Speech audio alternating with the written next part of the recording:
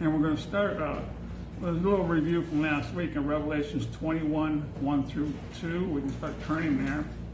But a little bit more review is that this is the 15th class on this series. We started out looking at God's calendar from where we are today, what season we're in, and what's ahead on God's calendar. And we looked at a lot of different things, just for things we're going to be going over today, things that will happen between this time that we're going to discuss today, which is in heaven, the new earth, the new heaven. We've seen that it's more than 1,000 years away. We've seen that a lot of things on God's calendar people don't really realize, unfulfilled prophecies as well as a revival that God has planned. Jesus has prayed for. That'll happen before the rapture, a large revival and unification of truth in the church, and how there's so much diversity right now. Diversity is fine, diversity is good, unless it's not according to the Bible and not according to the truth, then it's not actually God's will. God's will is for us, and Jesus prayed that we walk in truth, and the truth will set us free from deceptions. So, nevertheless, we are at Revelations 21, 1 through 2. We see that this earth is destined to be burned, reformed into a whole new planet. It has been covered with water before, and in the future, we went over all the verses in the Bible referring to the destiny that's in front of this earth, but it's not going to be permanently gone. As it says in Ecclesiastes, there will always be an earth in God's creation, a planet that contains human life. Life as we know it in a sense, but yet quite different in the future. So let's start with Revelations 21. And by the way, on the past classes, Facebook deletes the live videos. So I download them and then re-upload them in an album on all the Facebook pages that I have, as well as my YouTube video, my YouTube page. So you can actually look at all the previous classes. They're there permanently by just going to my Facebook page or my YouTube page. And all 15 classes are posted there. And we'll continue to be there if you want to see the review from previous classes, which led up to the class we're going to have today. And we'll continue to post those through the series. So, they're there. And by the way, if you had an ebook, it can be updated by going to, it's all coming from the book Deep Foundations, basically. It's all contained right here. So a little post for that. So, nevertheless, we're going to get into the class today. Towards the end of that book, there's a lot of stuff in there. So let's read Revelations 21, 1 through 2. So let's go ahead. Who would like to read Then that? I saw a new heaven and a new earth. For the first heaven... There goes the glasses. Yeah. Okay. Then I saw a new heaven and a new earth. For the first heaven and the first earth had passed away, and there was no longer any sea. I saw the holy city, the new Jerusalem, coming down out of heaven from God, prepared as a bride beautifully dressed for her husband. So here we have a new planet, new earth, and we have a city. It's the capital city of heaven. We've discussed the dimensions of heaven. Or we actually discussed that as well. There's 3 heavens, and the third heaven is where God was when he created the first 2 heavens, which is our atmosphere and where the stars are. There's heaven beyond that where God was when he created those things. It's recorded in Genesis.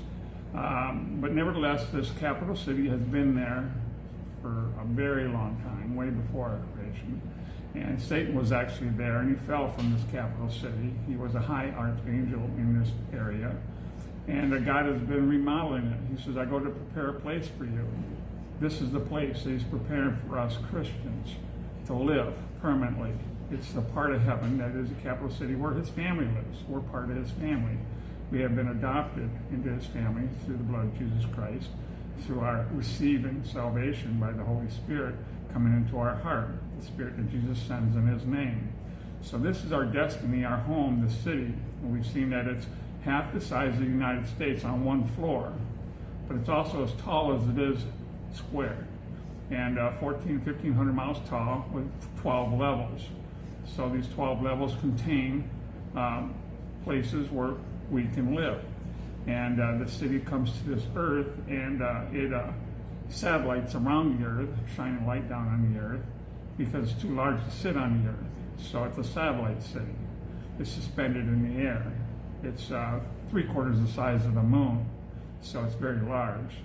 And it'll actually act like and replace the sun.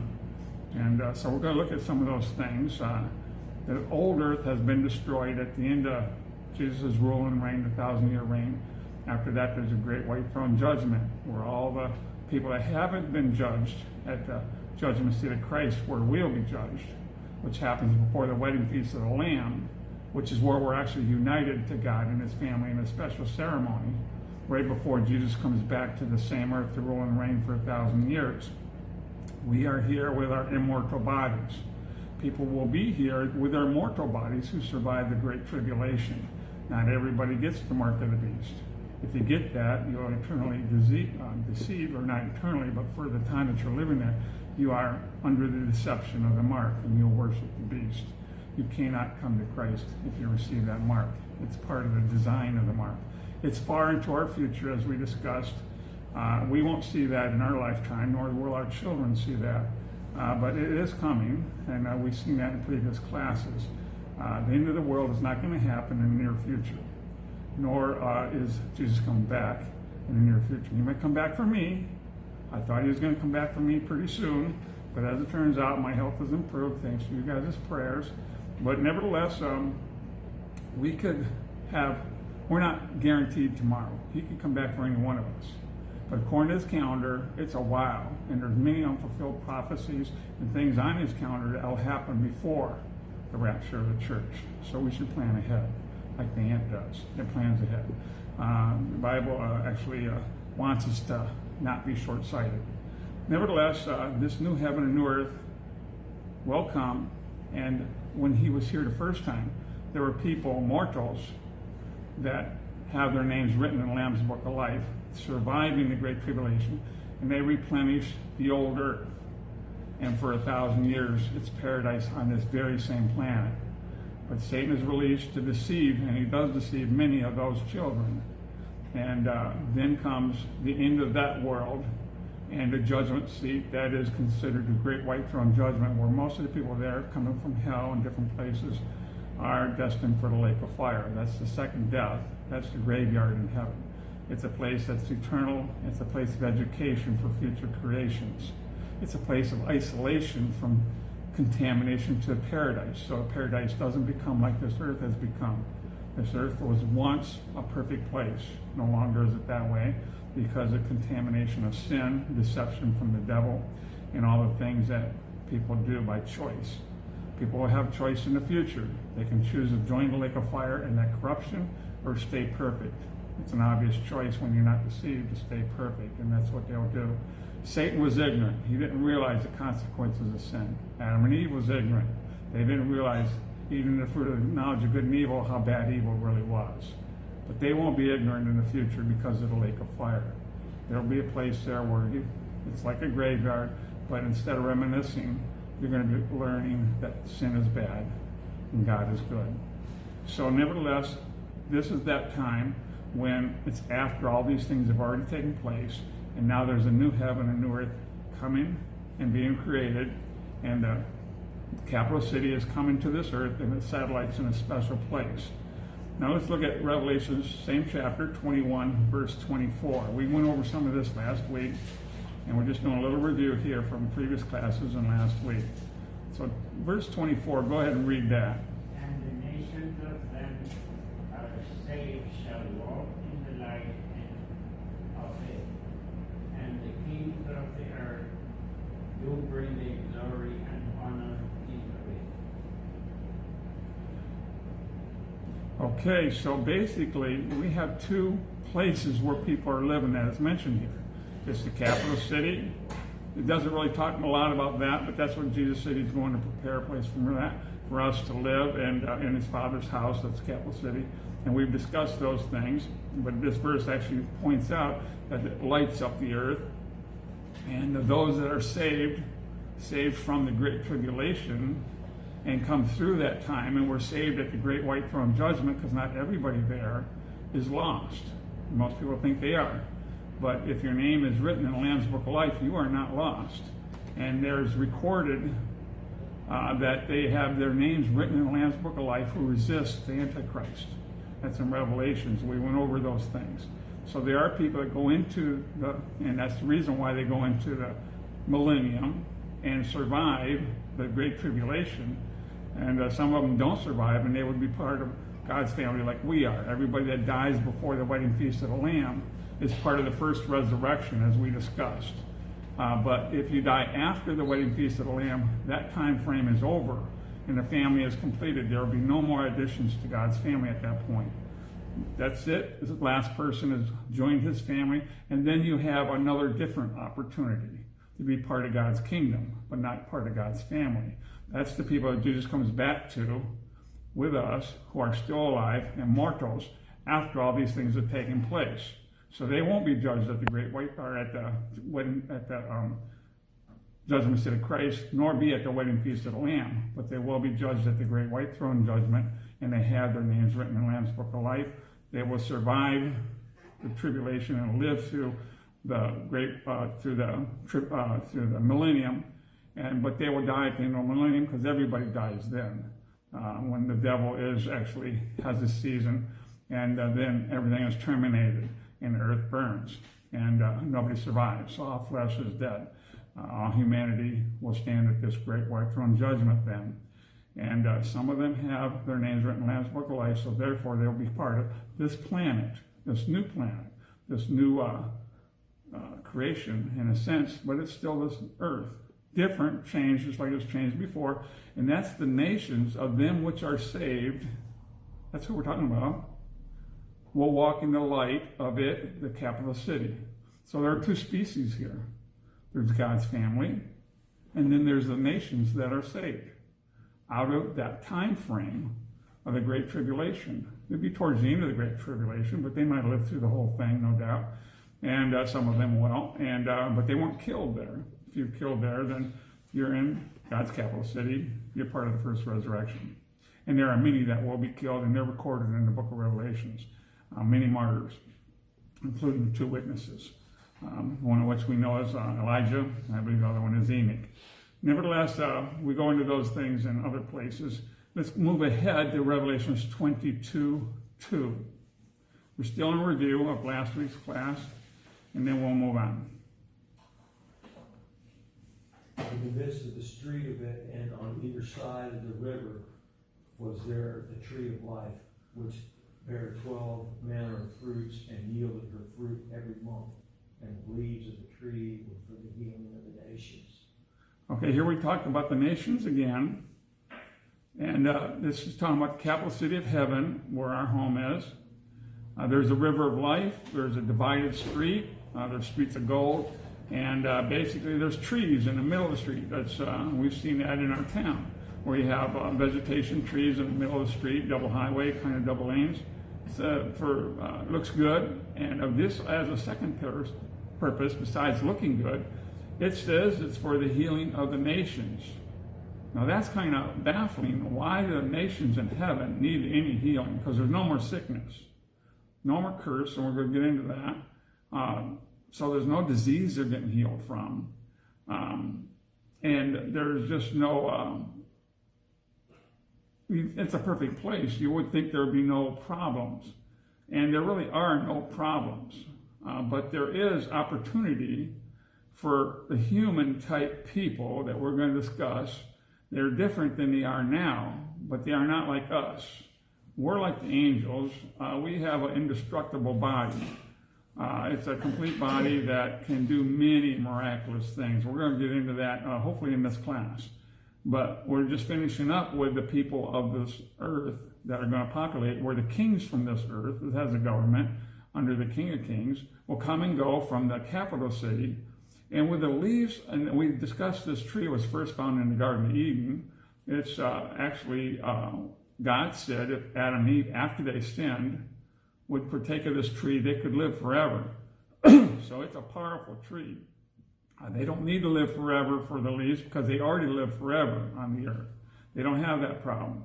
But just like we discussed a little bit last week, heaven is not a place where you exercise your own free will and your own abilities. So it's not a place where if I'm shooting pool, I shoot the ball and all the balls go in the pocket at once. That wouldn't be heaven. That would be monotonous after a while. Everything went perfectly and there was no competition. But in heaven, there will be games. God likes sports. He has no problem with sports. He likes good sportsmanship. There's going to be things, activities where people can go on adventures and games. They may have football in heaven. We don't know. They're going to have games like that. And maybe somebody's going to get hurt by a broken arm. That's not going to hurt them with pain, but they've done something that hurt their body, their physical body. And the leaf of the tree is going to restore that problem. Now, you'd think that there's no problems where you could have anything broken or damaged in heaven. The bodies are indestructible, but Jesus has a body that has damage, and he's in heaven. So that proves that you can have a damaged body and still be in heaven, because Jesus' holes in his hands and his feet, those scars remain as a reminder of how much he loves us. And he'll always wear those scars as a badge of honor on what he did for us. He laid his life down in a very painful way for us. It's a reminder of who he is and what he's done for us. So you can't have a damaged body, but you don't have to live with that. Jesus is going to live with his.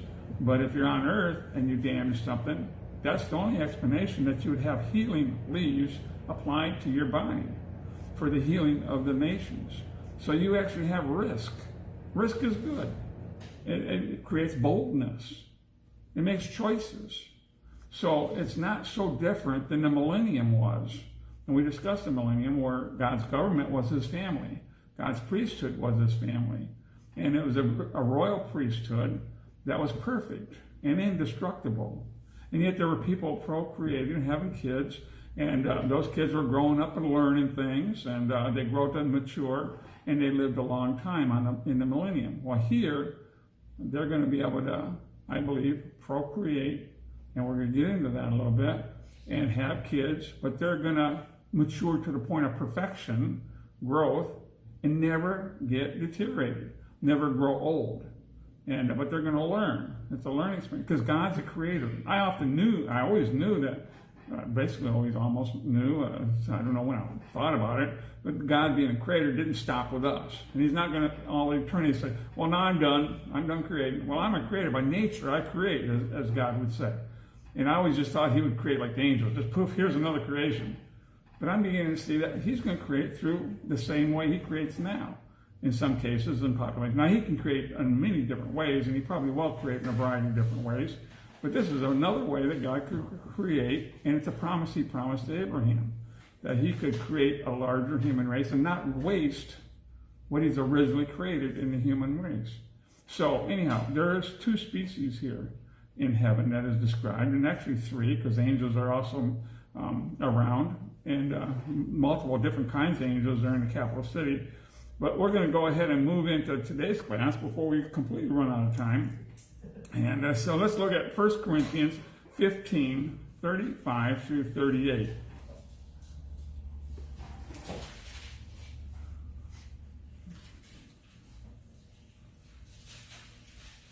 Say it again. 1 Corinthians chapter 15, verses 35 through 38. Now, a lot of what happens today is not according to God's will. So the devil is actually involved in a lot of the problems where he corrupts God's creation. He corrupts it in humanity, he corrupts it in every area.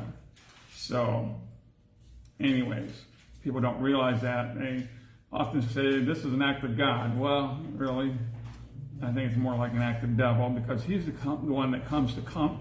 The devil has got an identity given to him in the Bible to kill, steal, and destroy. If something has been killed, if something has been destroyed, kill, steal, and destroy. If something has been stolen, corrupted, then you just put it in the devil's department. And people are planting seeds in his garden all the time, and we're seeing harvest sometimes generations later, and sometimes in a very short time. But it's all in that same vein, where Jesus says, I've come to give them life, and that more abundantly. So he's come to bless us. People don't realize that. And our country needs to realize that. and be able to start receiving Jesus instead of rejecting him and embracing what the devil has to offer. Well, let's take a look at what God says about this creation. And this chapter actually contains a lot of information about us, as well as I believe it applies to these people we're just talking about. And this first part, I believe, applies to them. So let's go ahead and read verses 35 through 38. But some men will say, how are the dead raised up? And with what body do they come? Thou fool, that which thou sowest is not quickened except to die. And that which thou sowest not that body that shall be, but bear grain. It may chance of wheat, or of some other grain. But God giveth it a body as it hath pleased him, and to every seed his own body. Okay, now to every seed its own body. I think that's a key phrase, because you see, this human race comes from actually a different seed in a sense. Now, in a sense, we all started out together, but they are different because they're from a different time frame. They're from a time frame that is after the wedding feast of the Lamb, where we are joined as the first resurrection in God's family. So they are those that are part of the human race that were living after Jesus comes back again to judge the nations, and they will be here and separated at that time. So they are a little different seed, and they will have a little different body. God says he gives a lot of different bodies, and the Bible illustrates a few of them, the different types of his creation. Let's take a look at Isaiah 66. Isaiah 66, verses 22 and 23. And this is a verse that talks about these people again. And it's talking about, it makes it clear that it's not these people during the millennium. Jesus is rule and reign here on this earth, but it's after the millennium, because it mentions the new earth. So this is the time frame that we're talking about. It's after the great white throne judgment. It's when Jesus has already, oh man. Okay, good. My battery's a little low on my phone. I thought I just quit, but some other thing clicked up there. So anyhow, did we find Isaiah 66? What chapter? Verses 22 and 23.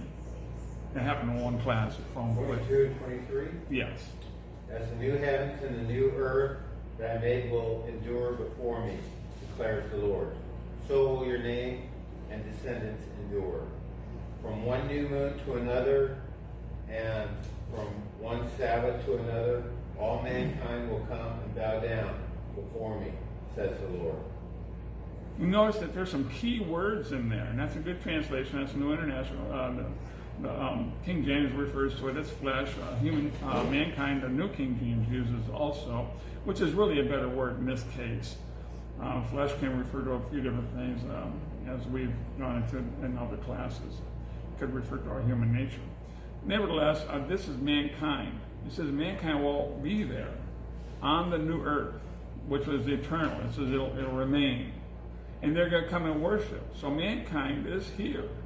Now, they are different than they are now. There's no waste in heaven. We're going to get into that just briefly. But nevertheless, they will come and worship as mankind. We are not mankind. We're children of God. So we will leave the species and become a new creation, as the Bible says, as the family of God. This is temporary for us. We have a destiny to be part of God's family, a special creation, and ruler in the whole heavenly universe of sorts. Basically, we are God's family and royalty, living in the capital city. And the Bible says we'll judge angels. So Jesus has come from above angels to less than angels to lift us up with him. So nevertheless, this is humanity, and they're on earth, the new earth, that's going to remain forever. And you notice there's a new moon. So the earth has night. There's day and night on the earth. There's no night in the city. It acts like the sun. It's always lit. There's no shadows in the city, no bad neighborhoods in the city, no homeless in the city. The city is a beautiful, perfect place forevermore where we will live. We can go other places, but this is the capital of all of creation, of heaven. And so nevertheless, they can come and go, but they're on the earth, and there's night there. They'll probably sleep in being humanoid form. So they will have nights, they'll have days, they'll have a moon which reflects the light from the city. And that's all mentioned here. And it's mentioned in a time frame of the new earth, because we know that the Bible says often that this earth is temporary. So we're not talking about today. We're not talking about within even the next 1,000 years. This is when the new earth actually comes, and these people, humanoid, mankind, will be there populating it. They'll have kings, they'll have governments, they'll have nights, they'll have days, they'll have worship services. And they'll be full of truth, they won't be deceived, and it'll be nothing like it is now, as far as that goes. But in other ways, it'll be much like the millennium. But we're going to go ahead and read a little bit more about these people in Genesis 15:5. We'll see that it's really a promise God is going to fulfill to one of his special friends, Abraham. And he mentions this in Genesis 15:5.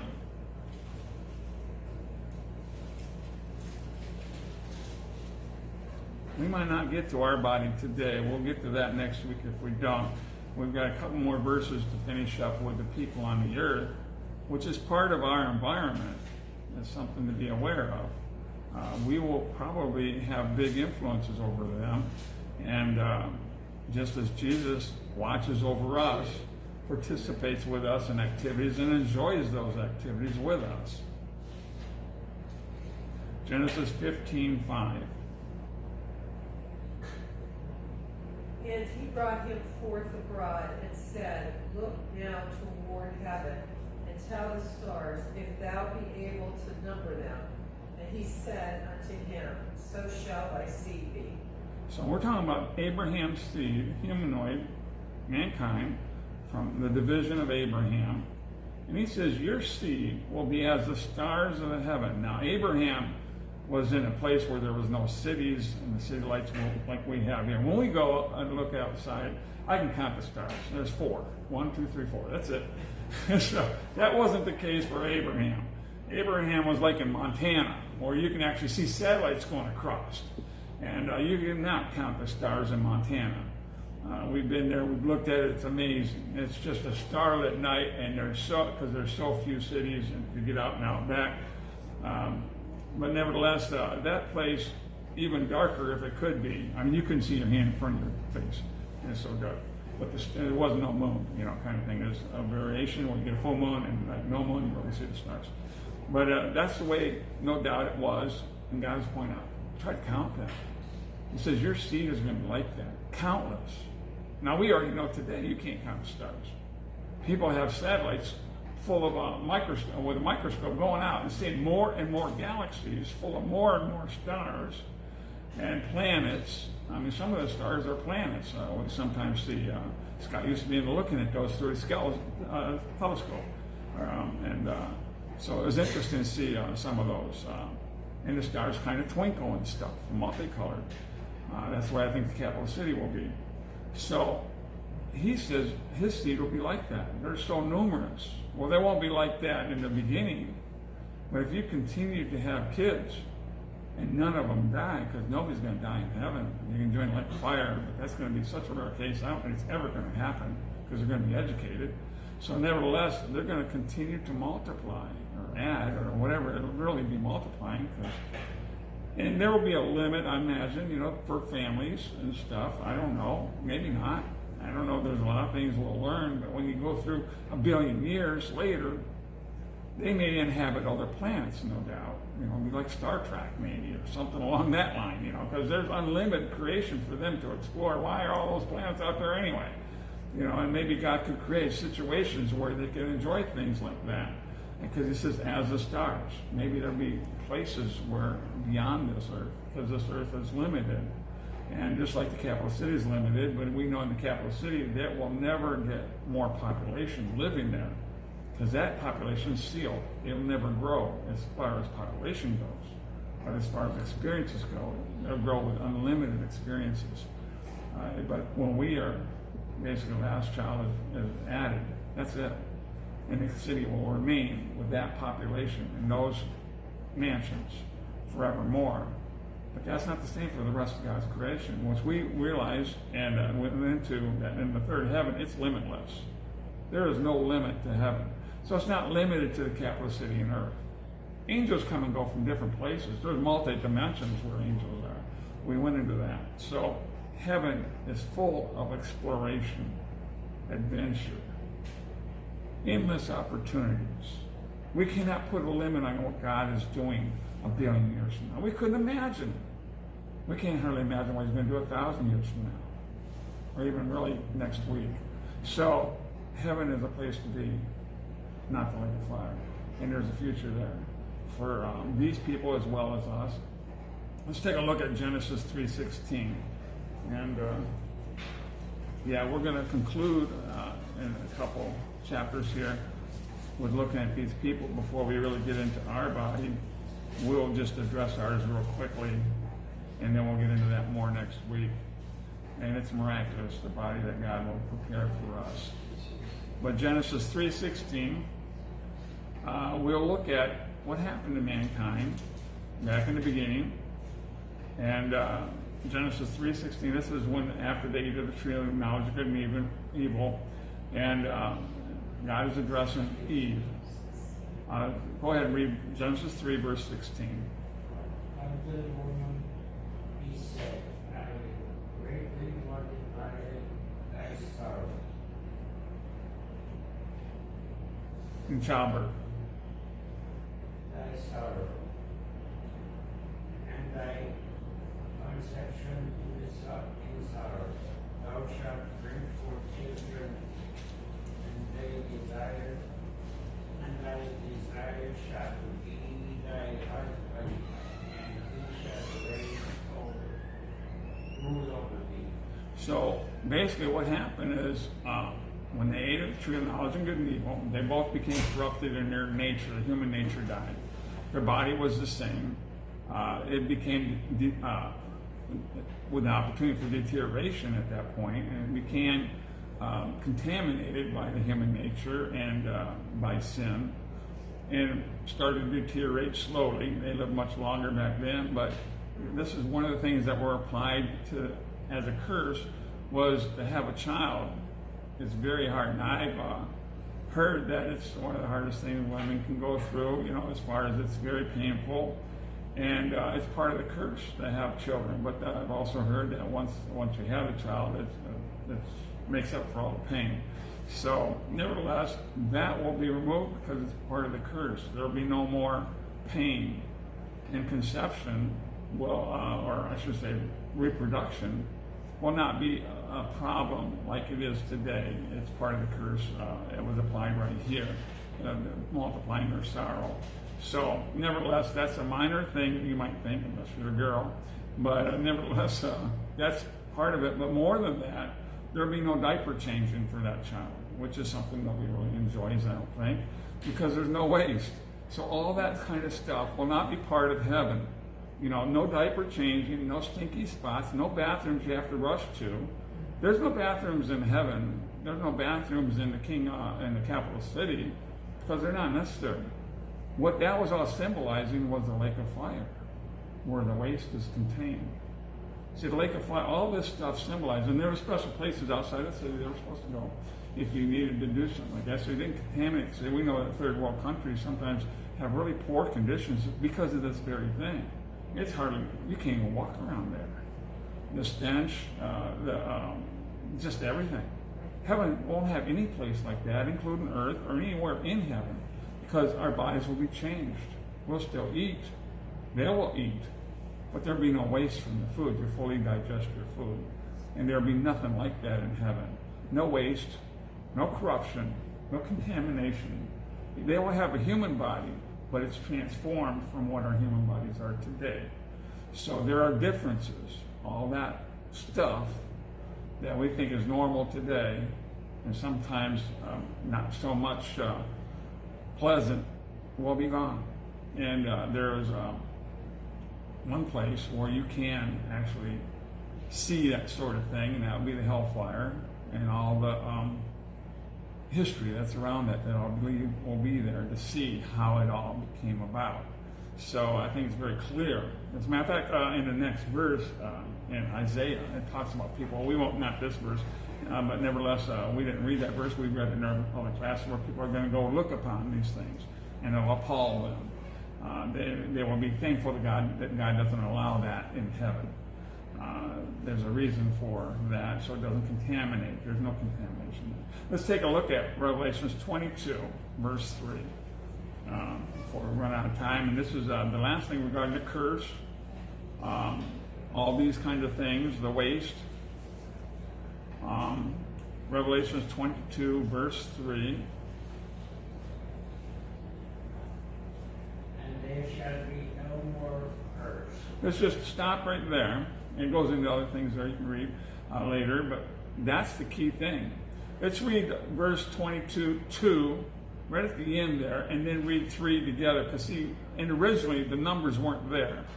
And this is starting with a verse with the word and.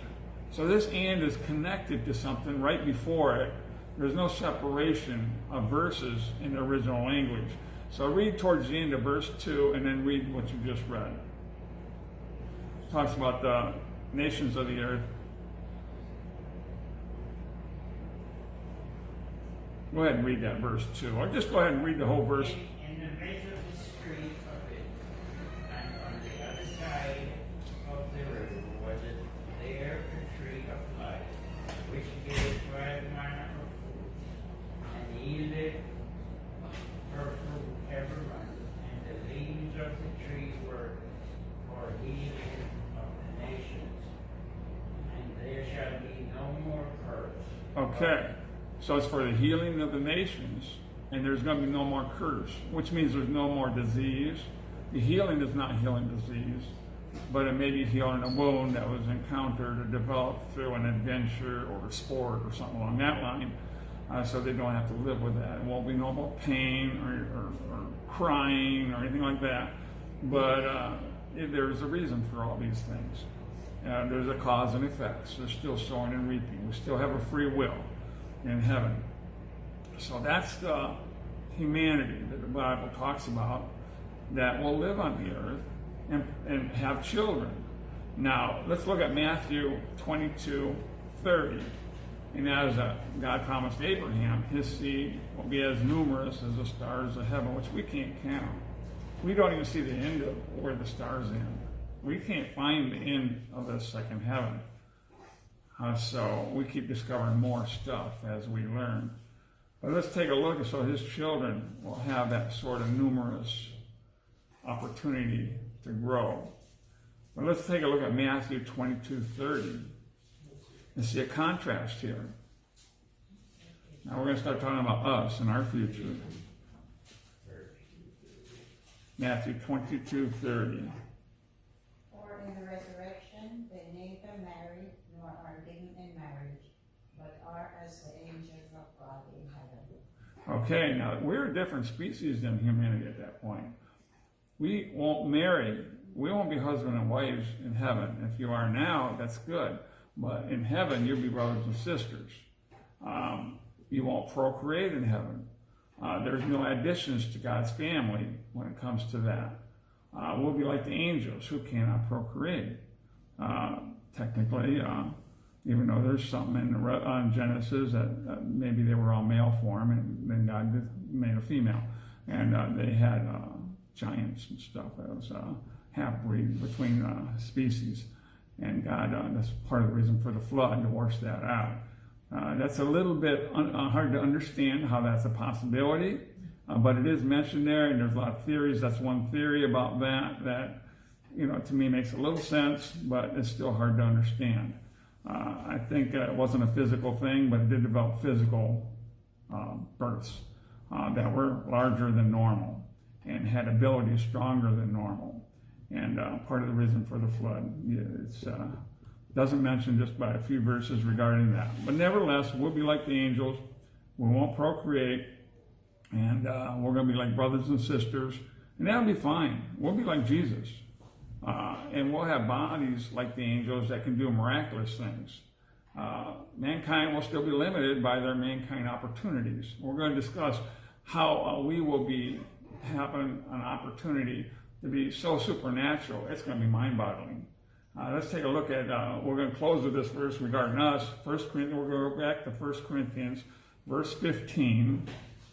And then we're going to go into all the abilities of our new bodies we'll have that God's preparing for us. It'll be where we'll be able to do things that is mind-boggling. What's the chapter? Chapter 15, 1 Corinthians chapter 15, verses 41 through 44.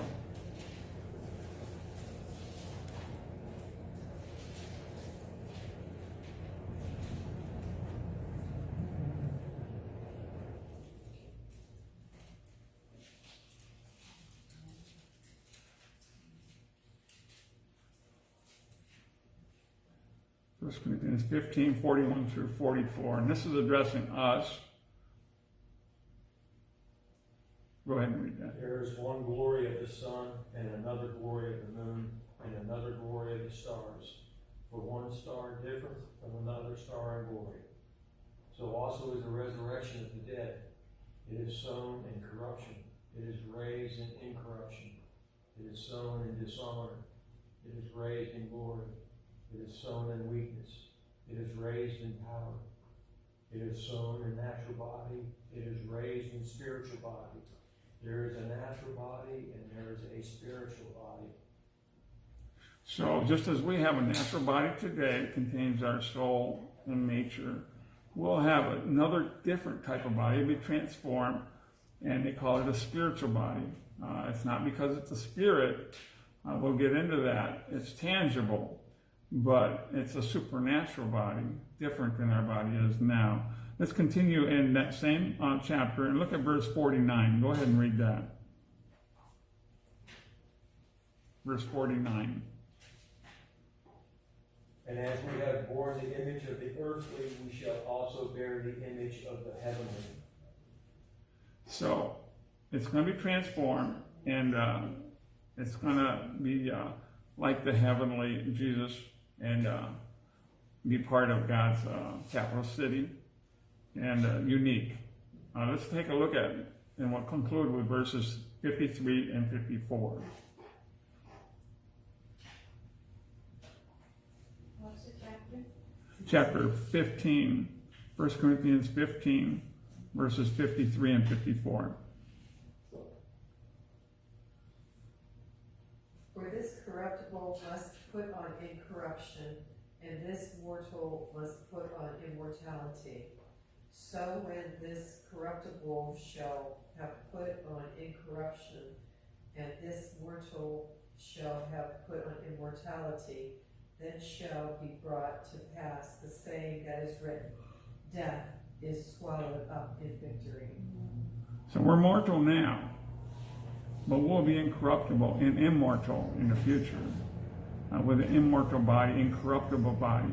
It can't be broken in any way. It can't be damaged. Jesus' body was damaged while he was mortal, but he retained that damage for a purpose in his incorruptible body. And so our bodies in the future will be indestructible, incorruptible. But the fact is, there are those that are on the earth that may have a different situation, as we've seen in the first part of this 1 Corinthians 15 and read earlier in the class. So we're going to conclude there because we're out of time, and we're going to start out looking at our body and all its abilities next week. So thanks for coming. God bless you all. And